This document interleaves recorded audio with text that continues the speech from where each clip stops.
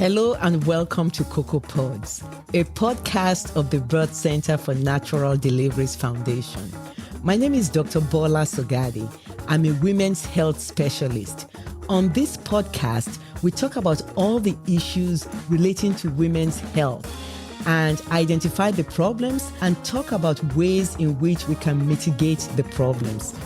We have been talking to Dr. Ogugwa Osi Obu. She is an aging medicine specialist and a pioneer in Nigeria. She lives in the city of Abuja. I just want to thank you so very much for taking the time on a day that is a public holiday in your part of the world, just taking the time off to come and speak on Cocoa Pods podcast, a podcast that we really believe is impacting women, is changing lives, is educating, both the patients and the providers.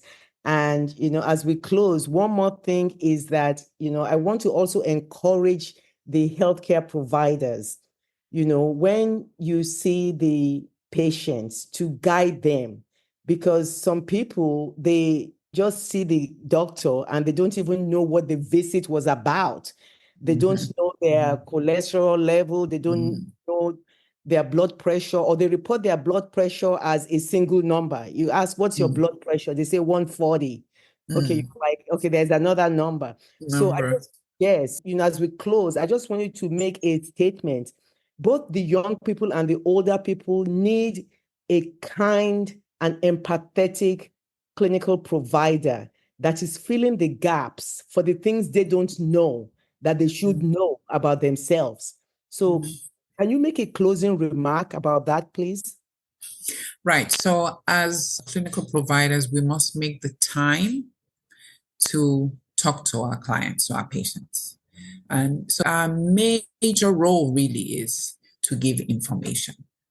And in giving information, we must also give time for assimilation of the information. And part of what we even do when we examine younger doctors to become specialists is to actually know about your skills for communication with your patient. Really important. If your patient has spent 30 minutes with you and cannot walk outside there and say, the doctor said that I have this is the reason the doctor is giving this medication, these are some of the side effects that can come from this medication, you haven't done well for that patient. So we must spend time to make the patient understand what we have found to be, the situation for them, why we're running certain tests. And if the tests are back, make sure you explain the test results in a way that they understand it, and explain medication or your non-pharmacological therapies that you're recommending and what side effects to expect from the medication, so that they don't go out and they're looking for another doctor to explain all of this. I have friends who call me and say, oh yeah, I saw the doctor today. And I say, well, what did the doctor say? Well, I didn't really understand it. So yes, Paula, you're right. We as care providers must take that extra time to make sure that our patients understand, they're on the same page with us. Sometimes we assume that they know as much as we do, but they didn't go to medical school. You have all the information, and we'll be doing them disservice if we do not download the information to them in a format that is simple, easy to understand, and they can reproduce. So one way to ensure that they've actually assimilated all that you've told them is to make them, okay, so what have I just said? What have we just decided we're going to do? And you're saying we have both agreed, making them members of the team, decision-making team. This is what we're deciding on. And this is also why you don't give a recommendation and the patient is not quite comfortable or not motivated to do it.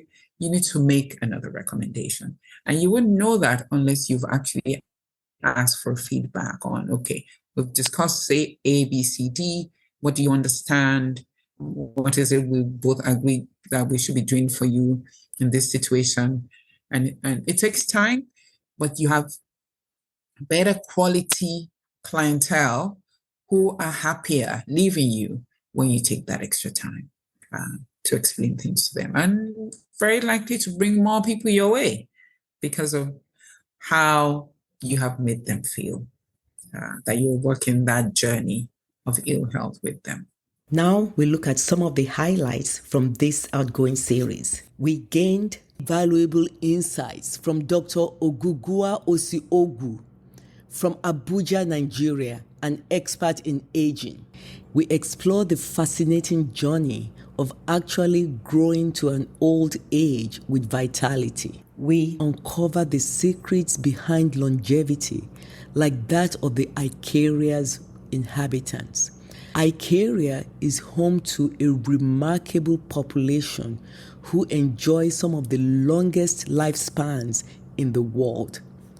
We explored how lifestyle, richness in social connections, a good healthy diet, for example, a Mediterranean diet, regular physical activity, and a relaxed approach to life contribute to remarkable health and happiness, like of the Icarians. Places where they're said to forget how to die because life expectancy is in the 90s. So we're definitely living longer globally.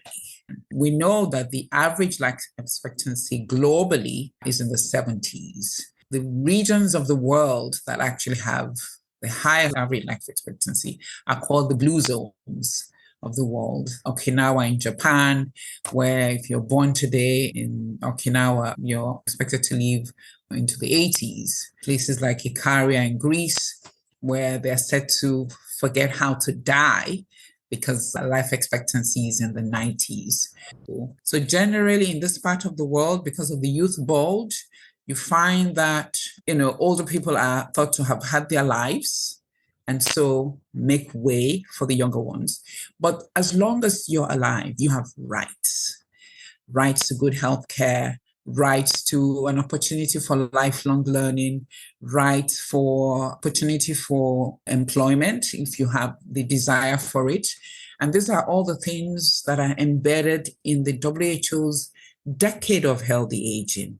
So part of the advocacy that I do with other stakeholders is, shining light on these aging issues to ensure that we curb what we describe as ageism, which is a prejudice or discrimination purely based on age. Oh, you're 85, you've had a life, we don't need to see you, we don't need to hear you, we don't need to make any plans for you. And this ageism cuts across sectors. It's institutional, it's there in the family. Even the older persons themselves have prejudice against themselves. They feel, oh, you know what, I'm old. You don't need to have any plans for me. Spend money that you could spend on me, on my grandchildren. So one is to ensure that you don't take away their autonomy for decision making. So when we constantly make decisions for them, you're reminding them that they're actually getting irrelevant because they have become old. We must really listen to them. Don't always say, oh, but you told me about this yesterday, you're repeating it again today. Just listen. When you don't have the energy to deal with the concerns that they're expressing, let someone else step in. So those are the things that we hope to change, the mindset towards aging and towards older people, to ensure that we give them a platform to continue to live healthy and contribute to society, by the way. So I make appearances on television and on radio to talk about these aging issues. While aging is inevitable, there are steps that one can take to age gracefully and maintain a healthy and vibrant lifestyle. But I guess as humans, change in behavior, is difficult.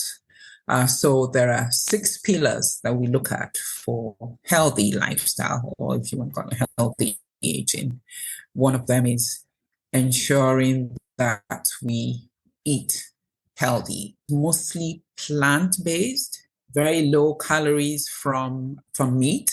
Second pillar is adequate restorative sleep. Sleep deprivation has been linked to things like dementia. which will give you, even if you don't die, you'll have very poor quality life. We expect that people get 7 to 8 hours of restful sleep per night. The other pillar, social connection. So meaningful social connection, where you have a feeling of relevance. You have a lot of joy when you're in the midst of these people. And so you keep looking forward to being able to engage with this group. People who have the same values as you, as you're living life. The other pillar is being able to avoid toxins like excessive alcohol, tobacco. So if you develop cancer, if you develop a heart attack or stroke, those conditions could shorten your life. The other pillar is being able to identify, conditions early. So prevention and early detection. And that means we have to get into the habit of an annual check. But those well checks are really important to pick up the numbers. We talk about people knowing their numbers. So that's another major thing. As we're aging, we know our numbers. And what are these numbers? Numbers for blood pressure, numbers for blood sugar, numbers for cholesterol, your body mass index. And when we come to specifics like the prostate specific antigen, the PSA for men, for us to be able to detect prostate cancer early. And it also, we have age and gender appropriate screenings that must be done. Colonoscopy, for instance, to detect colon cancer. Guidelines are now recommending that we start screening from 45. And for those who have family members who have had colon cancer, that they start screening 10 years earlier than when their loved one or their significant family member actually was diagnosed with colon cancer. There's also mammogram for women, pap smear also for the women. So it's important that as we're going through life, these age and gender appropriate screenings are done so that we can detect any disease conditions early and comply with interventions. Again, back to the human behavior.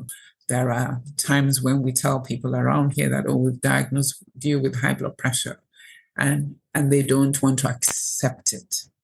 And because they come to no acceptance, they don't follow up with recommendations, they don't follow up with clinic visits, they don't follow up with treatment. And unfortunately for some, they end up at the emergency room with complications. So that acceptance and the discipline to follow up, really important, because then we can manage those conditions and you don't have to develop the complications that could shorten your life from them. 6, exercise, very important. Physical activity has been found to be maybe the most important lifestyle attribute, that we must all imbibe across the life course. So we're all expected to get at least 150 minutes of quick paced walk. So you don't really have to, go and spend time or money in a gym. Again, this also could be done in a social group. So you're walking with your group of 4 or 5 or 6, whatever. And this translates to about 30 minutes of walking, minimum 5 times a week. The other target for physical activity is 10,000 steps a day. And what that means is that we can't be sitting for a prolonged period of time. What I tend to advise my clients to do is after every hour to make sure they get up and move.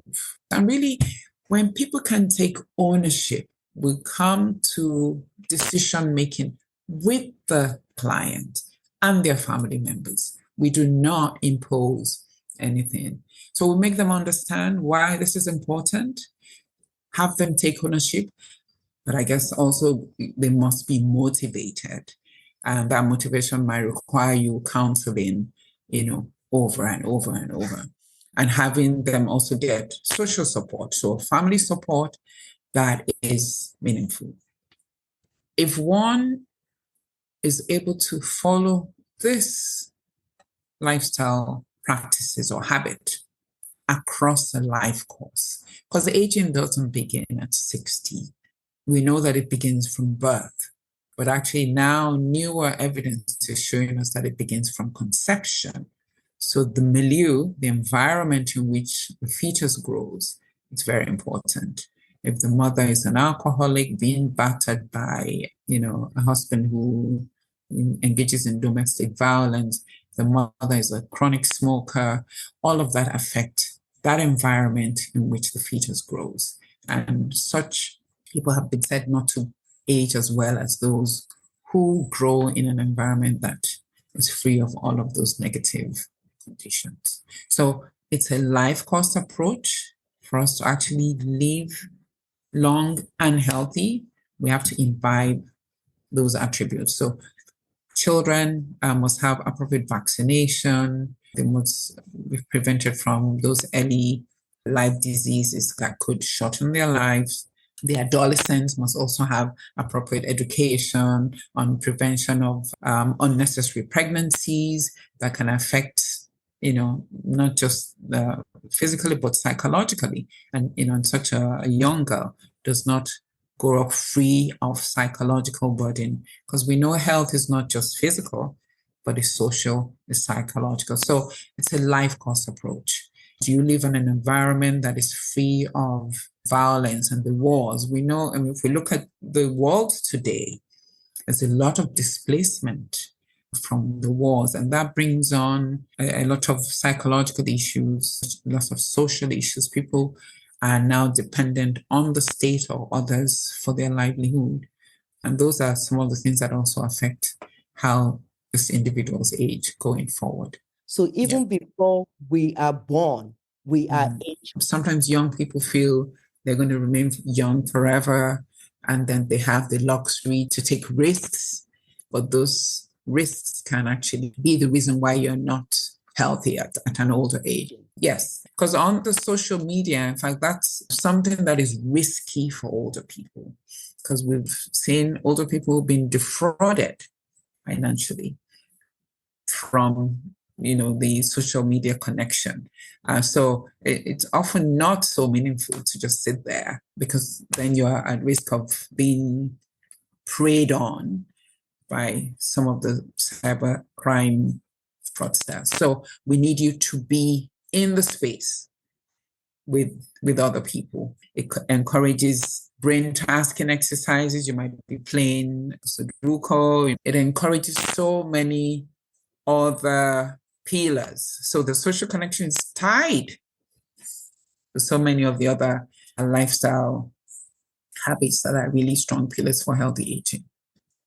Part of a big umbrella physiological process in aging is inflammation. So when we look at all of the chronic medical conditions that we see, there's a recurring process, and that's that there is excessive inflammation. So, and we do describe a phenomenon called inflammaging. So when you look at older people and look at the level of inflammatory markers, you have higher levels in older people compared to younger people. So it tells us that with aging, we have a lot of inflammation going on. And so with inflammation, we have also an accumulation of senescent cells, or cells that are really now no more able to replicate to have good function. So they accumulate and so reduce function where they have accumulated. The senolytics, meaning they're supposed to lyse the senescent cells, are being put forward as possible intervention to reduce these senescent cells that no more have function, or rather can even impair function where they accumulate during the aging process.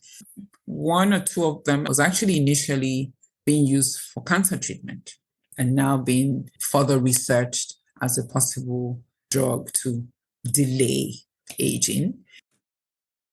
The other interventions that are being looked at are, being able to increase some kind of genetic reprogramming that can increase the level of more youthful cells. and reduce the number of cells that have aged. And you're able to then rejuvenate younger cells that can give more. So almost going back to more youthful function. So skin would not wrinkle as much. Your heart cells, your heart become a little stronger as a pump. Joint degeneration is regressed, and people don't have to deal with aches and pains as they age, or all those age-related chronic disease conditions, diabetes, hypertension, dyslipidemia, osteoarthritis, and all of that. If we imbibe the healthy lifestyle across the life course, we should actually be able to prevent the development of those conditions. It's possible for us to actually live without these conditions as long as we can imbibe the healthy lifestyle habits. They pace themselves. There's no undue stress. I think that was the last pillar that I missed out. That we must pace and get into place of meditation or taking a break. I know a lot of people just prefer, let me just take a pill to live longer. Let me take a pill to. The attitude we also put forward, it's all about putting up a positive attitude. And that comes also with certain practices, so spirituality is another pillar that has been linked to healthy lifestyle, longevity, and I guess that helps us to deal with the stresses of life. If you can unburden to a higher being that you believe in, I have these issues, but I know I can't deal with it now, and you say a prayer, believe that that's going to help. It is a way of relieving one of undue anxiety and being able to maintain a stable state of mental health. Because with increasing age, the losses that people go through put them at risk of some anxiety, or am I going to be next? My spouse has died. My friends have died. I don't have the income that I used to have. Some have even lost offsprings. All that contributes to a lot of anxiety, and some even become depressed and can go into suicidal ideation. But yes, it's promising that with ongoing research, we might actually be able to have people live longer without disability. And it's all about lifestyle. Wow. We want to thank Dr. Ogugua Osi-Ogbu for coming to Cocoa Pods podcast. Thank you so much for your time and the knowledge you've imparted to us today. Thank you very much, Bola, for having me. I really enjoyed this.